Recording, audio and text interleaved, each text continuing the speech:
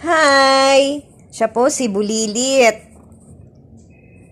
Ngayon, ang usapan namin ni Bulilit ay mamasahihin niya ako. Tapos, ay bibigyan ko siya ng imbutido. So, ayan na po siya. Minamasahe naman niya ako. Napakasipag magmasahe ng aming Bulilit. So, yan po ang lagi niyang panglalambing sa akin. Ang masahihin ako para ma-relax naman ako kahit papano. Ang sweet-sweet naman ng Bulilit na yan. Bulilit!